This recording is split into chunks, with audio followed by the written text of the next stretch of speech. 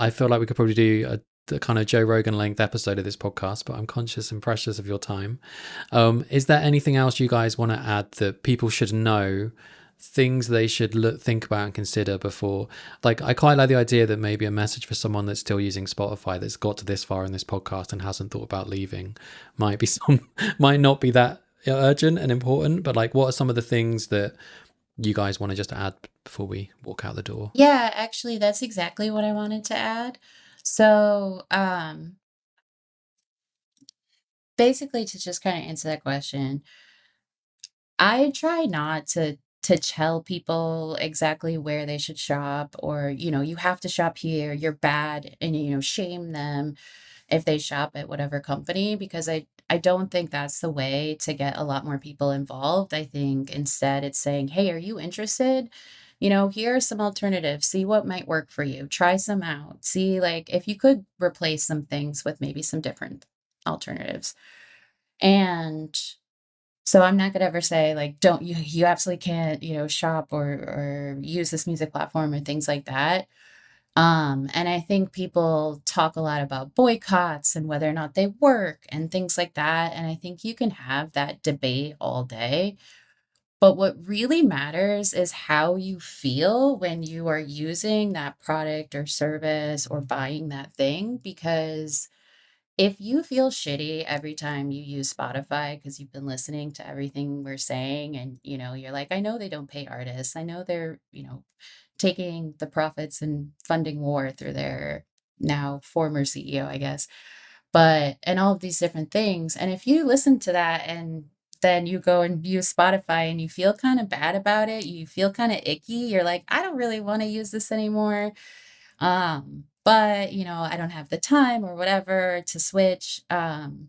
Make the time, because and it only really takes maybe 10 or 15 minutes to switch over your and transfer your playlist and your favorites and all that. But that's 10 or 15 minutes you spend upfront for the next, however many long months of actually feeling good when you're using your music streaming service. Or maybe you find, a different alternative. You buy CDs and vinyl again or something.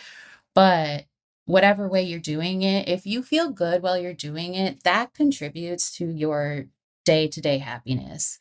Like, I can just say from quitting Amazon, like, and not feeling like I was trapped by that company anymore and that I had to only shop there because I didn't know where else to go and things like that.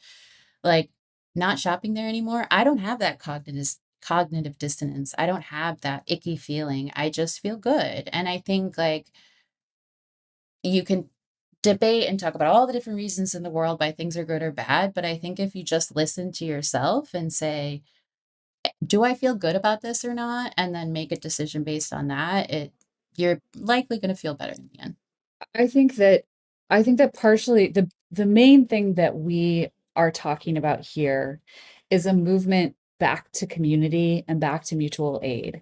And I think it's very easy to feel overwhelmed right now because there are a lot of directives and a lot of systems that are being put on us from above, right? And it's hard to know what to do as a small individual person.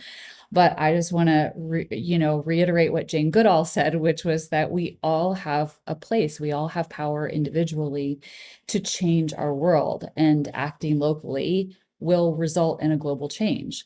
And that includes the ways in which we interact with and consume music. And so as a musician, that gives me a lot of hope because I'm like, all right, I'm going to go buy Kadia's new record directly from her at her show. And I'm going to go get to enjoy that music live in person. And also, we will share in community in that way. And that is the most wonderful thing that I think we can be Yeah, involved in right now. totally. And I also feel like it's you know, I think we tend to think everything is all or nothing. Like, I'm either like 100% in on this Mhm. or I'm 100% out on this. And I feel like that really slows people down from joining into movements, because it is so overwhelming, all the information that you have to take in at once.